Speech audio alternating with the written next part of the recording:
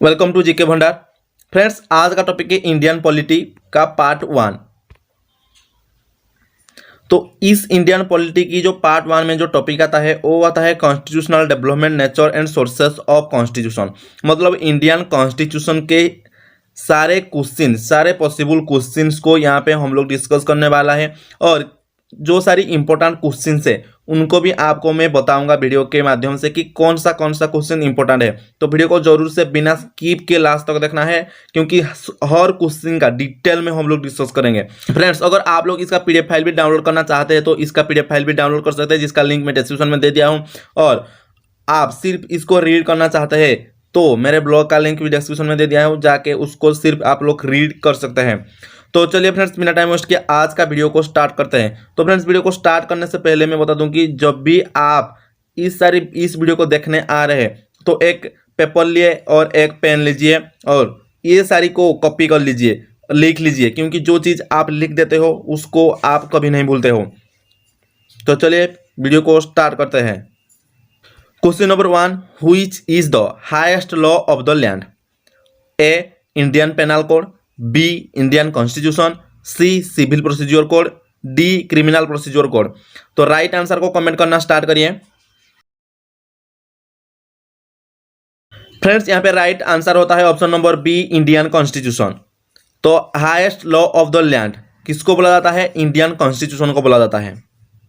Question number 2, the constitution of India was framed by A planning commission, B constituent assembly, C president, D working committee. Right answer को comment करिए।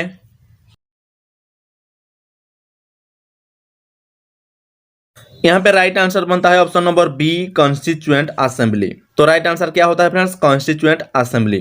तो आपको यहाँ पे और भी एक क्वेश्चन पूछ सकता है कि कॉन्स्टिट्यूएंट असेंबली का मेंबर कितने थे। तो आपको यहाँ पे ध्यान रखना है कि 389 इसका टोटल मेंबर है, और आफ्टर पार्टीशन इसका मेंबर कितना है?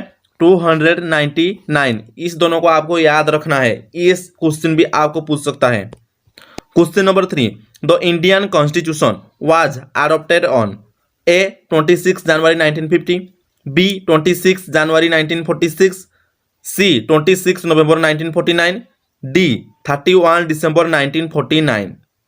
राइट आंसर को कमेंट करिए। फ्रेंड्स, यहाँ पे राइट आंसर होता है option number C, 26 November 1949। Right answer क्या होता है? 26 नवंबर 1949।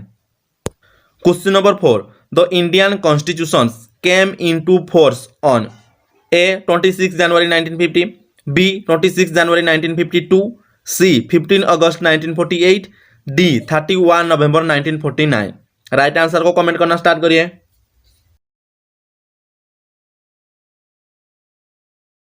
यहाँ पे राइट आंसर होता है friends option number A, 26 January 1950। तो आपको यहाँ पे याद रखना है अडॉप्टेड कब हुआ था? 26 नवंबर 1949 को। लेकिन कब ये फोर्स में आया था, केम इनटू फोर्स कब आया था? 26 जनवरी 1950। इस दोनों में आपको कंफ्यूज हो सकते हैं आप लोग, लेकिन आपको यहाँ पे ठीक से इसको याद रखना है ताकि आप कंफ्यूज ना हो। Question number 5, January 26 selected as the date for the inauguration of the constitution because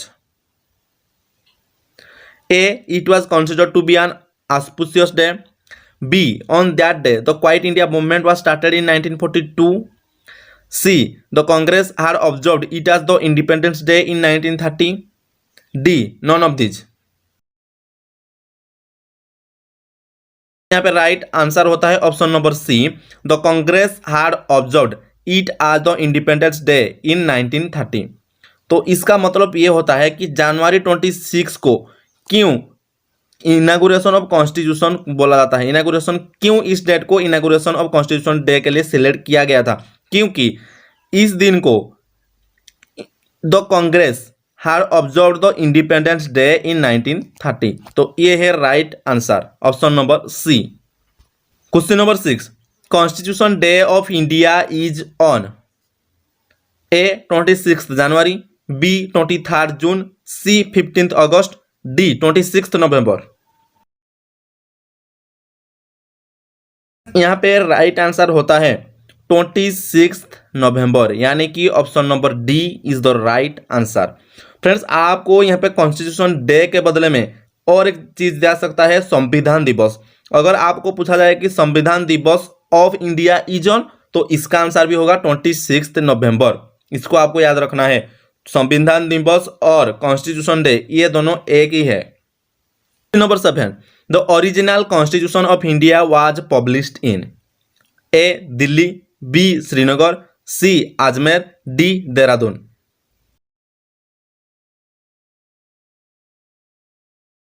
friends, right answer होता है option number D Dehradun. Friends, आपको यहाँ पे मैं बताना चाहूंगा कि ओरिजिनल कॉन्स्टिट्यूशन ऑफ इंडिया करीब 5 साल लिया था सिर्फ पब्लिश होने में, और ये कहाँ पे पब्लिश हुआ था? देहरादून में ही पब्लिश हुआ था। कितना साल लगे थे? 5 साल लगे थे। इसको आपको याद रखना है। Question number 8, Indian constitution is made up of how many words. तो इंडियन कॉन्स्टिट्यूशन जो है इसका कितना वार्ड में ये गठित है? कितना वार्ड इसमें है?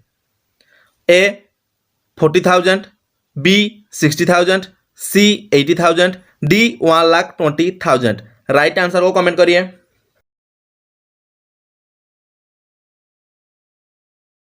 यहाँ पे राइट आंसर होता है option number C 80,000 words. 80,000 words, इसको आपको याद रखना है।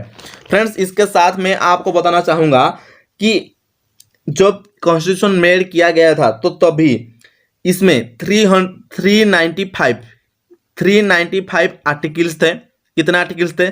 395 आर्टिकल्स थे, और 22 पार्ट्स था। 22 पार्ट्स था एंड 8 शेड्यूल्स था। कितना शेड्यूल्स था? 8 शेड्यूल्स था, 22 पार्ट्स था, और 395 आर्टिकल्स थे, और 80,000 वार्ड्स थे। फ्रेंड्स, अभी ये सारी चीज चेंज हो चुका है, क्योंकि हमारा जो संविधान है उसको बहुत बार चेंज कर चुका है। तो अभी के टाइम पर ये सारी चेंज हो चुका है। आर्टिकल्स, पार्ट्स और शेड्यूल्स, ये सारी चेंज हो चुका है। तो अभी के टाइम पर कितना शेड्यूल्स है, कितना पार्ट्स है, कितना वार्ड्स है, चलिए जानते हैं। फ्रेंड्स, अभी के टाइम पर हमारे इंडियन कॉन्स्टिट्यूशन में कितना आर्टिकल्स है? 448 आर्टिकल्स, 448 आर्टिकल्स है, और 25 पार्ट्स है। 25 पार्ट्स है, और 12 शेड्यूल्स है। कितना शेड्यूल्स है? 12 शेड्यूल्स है। और अभी के टाइम पर कितना वार्ड्स है? 1,17,000 वार्ड्स है। कितना है? 1,17,000 वार्ड्स है। इस दोनों को आपको याद रखना है। ये है अभी के टाइम पर।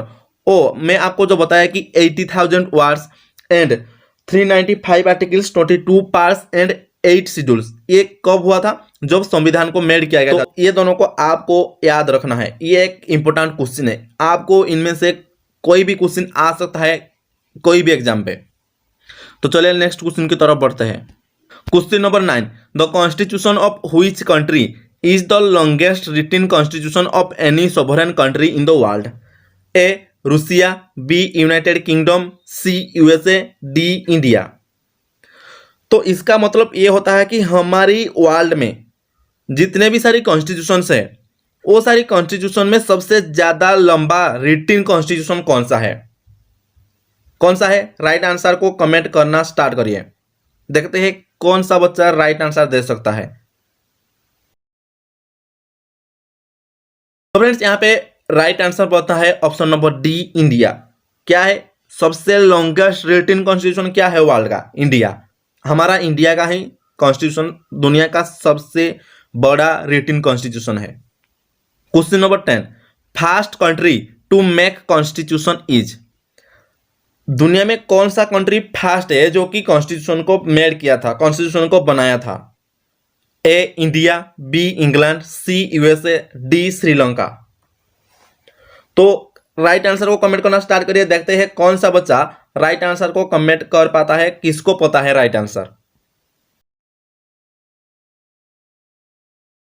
फ्रेंड्स, यहां पे राइट आंसर होता है ऑप्शन नंबर सी, यानी कि यूएसए, मतलब America, United states of America पहले ऐसा एक कंट्री था जो कि पहले, सबसे पहले एक कॉन्स्टिट्यूशन मेड किया था। तो ये कब मेड किया था? कब ये कॉन्स्टिट्यूशन को मेड किया था? फ्रेंड्स, आपको याद रखना है जून। कब मेड किया था? जून 21, 1788। कब? जून 21, 1788 से यूएसए का कॉन्स्टिट्यूशन है। तो ये सबसे पहला कंट्री है जो कि कॉन्स्टिट्यूशन को मेड किया था। इसको आपको याद रखना है। Question number 11, the original 1950 constitution of India is preserved in dash. A president house, B prime minister house, C parliament house, D archaeological survey of India. तो हमारे इंडिया का जो ओरिजिनल कॉन्स्टिट्यूशन था जो कि 1950 में बना हुआ था वो कहाँ पे रखा गया है, उसको कहाँ पे रखा गया है?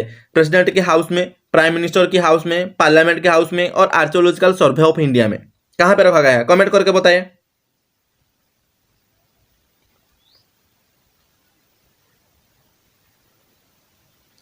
फ्रेंड्स इसको पार्लियामेंट हाउस में सेव करके रखा गया है, तो इसका राइट आंसर क्या होता है? Option number C, parliament house.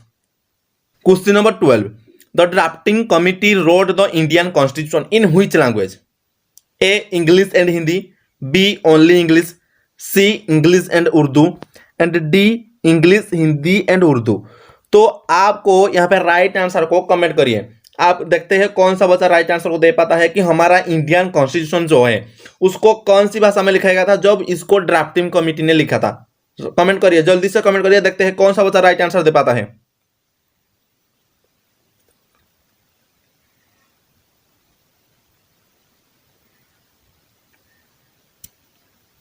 तो फ्रेंड्स यहाँ पे राइट आंसर होता है option number B, only English. किस भाषा में लिखे थे? ओनली इंग्लिश में लिखे थे। जब ड्राफ्टिंग कमिटी ने हमारे इंडियन कॉन्स्टिट्यूशन को लिखा था तो इसको सिर्फ इंग्लिश भाषा में ही लिखा था। तो राइट आंसर क्या बन गया? Option number B, only English. Question number 13, what does the wheel in the national flag represent? तो फ्रेंड्स हमारा जो नेशनल फ्लैग है उसमें जो व्हील है वो किसको रिप्रेजेंट करता है? आपको ये बताना है। A speed, B truth, C growth, D future. तो इनमें से कौन सा राइट आंसर है? कमेंट सेक्शन में बताइए।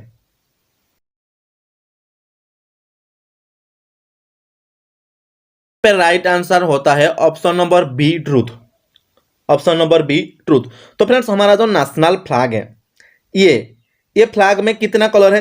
3 कलर होता है। एक होता है डीप सैफरन और एक होता है व्हाइट और एक होता है ग्रीन कलर। और इसके मिडिल में एक क्या होता है? 20 स्पोक व्हील होता है। 24 स्पोक व्हील होता है। तो इसका कलर क्या होता है? नाभी ब्लू होता है, जिसको बोला जाता है अशोक चक्र। क्या बोला जाता है? अशोक चक्र बोला जाता है। और फ्रेंड्स आपको ये भी याद रखना है कि ये जो व्हील है, जो अशोक चक्र है, ये किसको रिप्रेजेंट करता है? ट्रूथ को रिप्रेजेंट करता है, जस्टिस को रिप्रेजेंट करता है और फॉरवर्डनेस को रिप्रेजेंट करता है। तो यहाँ पे ट्रूथ ऑप्शन है, तो इसलिए हमारा राइट आंसर क्या बन गया? Option number B, truth. Question number 14, in the national flag of India Ashoka Chakra is a dash spoked wheel. Friends अभी तो पहले वाले क्वेश्चन में आपको यहाँ पे आंसर बता चुकी हूँ। तो देखते हैं कौन सा बच्चा राइट आंसर दे पाता है। आपको मुझे कमेंट करके बताना है। मैं देखता हूँ आप कमेंट कर पाते हैं कि नहीं, कितना ज़्यादा आप यहाँ पे स्टडी कर रहे हैं, कितना ज़्यादा सीरियस है इसको इस वीडियो में। तो इसको मैं आंसर में नहीं बताऊंगा, आप कमेंट सेक्शन में मुझे बताएं। Question number 15, who among the following was the first minister of finance in independent India? तो इंडिपेंडेंट इंडिया का फर्स्ट मिनिस्टर ऑफ फाइनेंस कौन थे? ए आर के सहानुमुखम चेत्ती, बी लियाकत अली खान, सी जॉन मठाई, डी सत्यनारायण सिन्हा। यहाँ पे राइट आंसर होता है ऑप्शन नंबर ए, यानी कि आर के सहानुमुखम चेत्ती फर्स्ट मिनिस्टर ऑफ फाइनेंस हमारी इंडिपेंडेंट इंडिया की थे। इसको आपको याद रखना है। और जॉन मथाई क्या थे? रेलवे एंड ट्रांसपोर्ट मिनिस्ट्री इनके हाथ में था। और आपको यहाँ पे याद रखना है लियाकत अली खान क्या थे? तो Liaquat Ali Khan was the finance minister in interim government which was formed in 1946। तो ये हमारी इंडिया इंडिपेंडेंट होने से पहले ही ये क्या थे? फाइनेंस मिनिस्टर थे इंटरिम गवर्नमेंट का। आपको इसको याद रखना है।